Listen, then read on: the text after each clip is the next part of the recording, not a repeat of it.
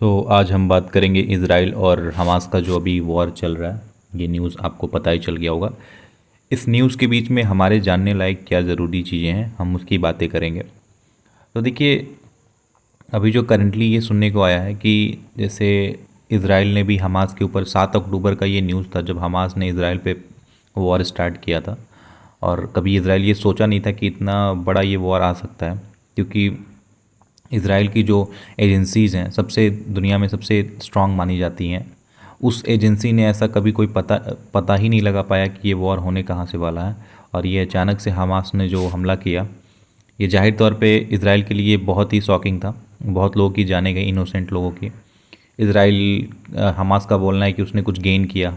Israel का बोलना है कि ऐसा इज़राइल हमेशा वॉर की सिचुएशन में रहता है, तो उसको लगता है कि उसका गेन है। तो देखिए, इन दोनों में दोनों लोगों के लिए ही ये नेगेटिव इम्पैक्ट पड़ेगा। क्योंकि पहला, हमास के लिए क्यों नेगेटिव इम्पैक्ट पड़ेगा? क्योंकि इज़राइल का जो मुद्दा था वो हर एक कंट्री सपोर्ट करती थी कि टू स्टेट जो पॉलिसी है वो ही एक सॉल्यूशन हो सकता है। इवन इंडिया जो है 1974 से ही इज़राइल पैलेस्टीन के साथ अपना फॉरेन रिलेशनशिप रखना चाहती है। वो टू स्टेट की पॉलिसी अपनाना चाहती है।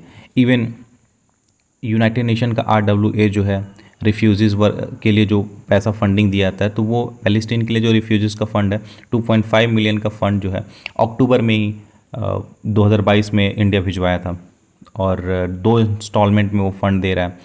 तो इस तरह से वो असिस्टेंस भेजते रह रहा। और as a democrat, India democracy को फॉलो करता है, तो वो कभी भी ये नहीं चाहेगा कि कोई अथॉरिटेरियन उसको रूल करे या फिर कहीं लोगों को, इनोसेंट लोगों की जाने जाएँ, ह्यूमन राइट वायलेशन ना हो। ये हमेशा इंडिया उसको मेंटेन करने की ही बात करेगा। और इंडिया इज़राइल को तो सपोर्ट कर रहा है क्योंकि बायलैटरल उसको अपनी रिलेशन मजबूत करना है। क्योंकि जब इंडिया पे ऊपर ऐसे कोई, कभी भी ऐसी कोई सिचुएशन आती है तो इज़राइल हमेशा खड़ा होता है। इसकी वजह से इंडिया इज़राइल का तो बायलैटरली साथ दे रहा है, पर वो हमास को तो नहीं बोलेंगे, ये पैलेस्टीन को तो इंडिया हमेशा सपोर्ट करता है कि वहाँ पे टू स्टेट की पॉलिसी होनी चाहिए। तो अब जब ये हमास ये हमला किया है, तो एक तो इनोसेंट लोगों की जाने गई, इससे हमास को एज ए टेररिस्ट ग्रुप देखा जा रहा है। और उनको ये बताया जा रहा है कि जैसे हिजबुल्ला जो ग्रुप था, जिसको ईरान सपोर्ट करता था, जो कि साउथ लेबनान में अभी इस टाइम पे, प्रेजेंट टाइम पे एग्जिस्ट करता है, जिसका वॉर ऑलरेडी पहले इसराइल के साथ हो चुका है, वो बताया जा रहा है कि बैकएंड में हमास को सपोर्ट कर रहा है। तो ये सपोर्ट वहाँ से मिल रहा है जिसकी वजह से वो हमास ग्रुप एक्टिव चल रहा था और उसने बहुत अच्छी प्लानिंग पहले ही कर चुकी थी। और इस वॉर की वजह से लोग उसको टेररिस्ट ग्रुप डिक्लेयर कर रहे हैं। तो जिनको सपोर्ट जो पहले करते थे, पैलेस्टीन की वजह से पैलेस्टीन को सपोर्ट करते थे, अब वो भी लोग अपोज कर रहे हैं। क्योंकि एज अ टेररिस्ट को कोई भी सपोर्ट नहीं करना चाहेगा, क्रूएलिटी को कोई सपोर्ट नहीं करेगा, नरसंहार को कोई नहीं सपोर्ट करेगा। तो वही चीज़ें वहाँ पे चल रही हैं। पर इसमें हमास को कुछ गेन भी हुआ है। गेन क्या हुआ है कि बीते दिनों में आपको पता है I2U2, जिसमें इंडिया, UAE और इज़राइल भी है, और आपका तो USA भी है। तो ये चारों जो हैं, ये एक साथ एक अपना ऑर्गेनाइजेशन बनाए, जिसमें UAE जो है इनके साथ इज़राइल के साथ सपोर्ट दिखा रहा है, मिल रहा है, बायलैटरल रिलेशनशिप बना रहा है, मल्टीलैटरल रिलेशन बना रहा है। प्लस हमने देखा कि अब्राहम अकॉर्ड, वो भी चीज़ें चल रही हैं। तो ये चीज़ अब्राहम अकॉर्ड में सऊदी अरेबिया के साथ अपना रिलेशन अच्छा कर रहा है इजराइल। तो ये कुवैत, ओमान, इन सब के साथ इजराइल अपना रिलेशनशिप मतलब बीते दिनों में बहुत अच्छा कर रहा था। तो उसी कंट्री में, मिडिल ईस्ट में जितनी भी कंट्रियाँ हैं जो मुस्लिम कंट्रियाँ हैं, उन लोगों के साथ अपना रिलेशन अच्छा कर रहा था इजराइल। इस बात को हमास देखने, क्योंकि हमास के कॉज को, पैलेस्टीन के कॉज को दबाया जा रहा था और सब लोग इजराइल के साथ रिलेशन अच्छा कर रहे थे। तो इस चीज़ को अभी ये हमले की वजह से, जैसे कि सऊदी अरेबिया बोला है कि अगर वो टू स्टेट पॉलिसी फॉलो करता है, अगर पैलेस्टीन को उसका जगह देता है, तभी हम इजराइल के साथ अच्छा रिलेशन रखेंगे। तो ये चीज़ें देखने को मिला। तो इसमें क्या हुआ, इसमें इजराइल को तो कुछ, ये तो लॉस ही हो गया। तो इस तरह से ये चीज़ें चल रही हैं। अब इंडिया के लिए क्या नुकसान? देखिए, वर्ल्ड में किसी भी कोने पे कहीं भी अगर वॉर हो रही है तो उससे हर कंट्री अफेक्ट होता है।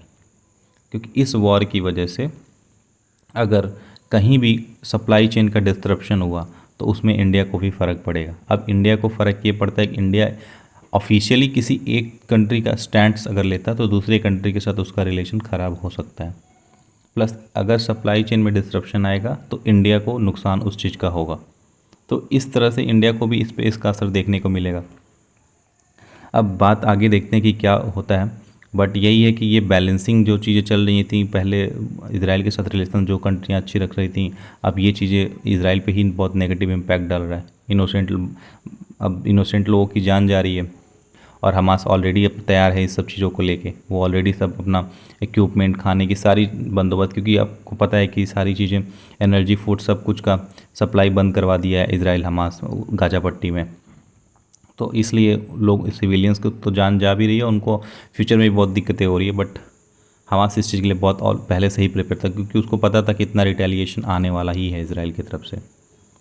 तो देखते हैं आगे क्या देखने को मिलता है। वैसे भी मिडिल ईस्ट, और आपको पता है कि साहिल रीजन का, जो साउथ अफ्रीका, उधर की जो कंडीशन होती है वो हमेशा अनसर्टेन ही रहती है। वहाँ वॉर की सिचुएशन हमेशा ही बना रहता है। कुछ तो जो आपके ईरान की ऑलरेडी इसराइल से बनती नहीं है, उसकी वॉर है, उसने हिजबुल्ला को तो ऑलरेडी सपोर्ट पे भेजा ही हुआ है। लेबनान, सीरिया, उसके बाद से जॉर्डन, इजिप्ट, ये सारे मिलके आपको इसराइल के ख़िलाफ़ ही देखने को मिलेंगे। जब 1948 में जब वॉर हुआ था, उस टाइम पे इसराइल जो था वो इन पांचों कंट्रियों के साथ अकेले डील किया था। 5 दिन का जो वॉर हुआ था, जिसमें इसराइल ने सीरिया का गोलन हाइट ले लिया था, प्लस जॉर्डन का वेस्ट बैंक ले लिया था, सिनाइन पेनिनसुला जो आपका इजिप्ट का था वो अपना कब्जा में कर लिया था। बीच में ओस्लो अकॉर्ड भी लाने की कोशिश की गई कि ये मुद्दा बैठ के सॉल्यूशन निकाला जाए इसका, लेकिन उसका भी कोई फ़र्क नहीं पड़ा। बट सिचुएशन अभी और वर्स्ट होती जा रही है। अभी देखिए कितने दिन तक वॉर चलता है। देखते हैं आगे क्या देखने को मिलता है, फिर बात करेंगे उस पर।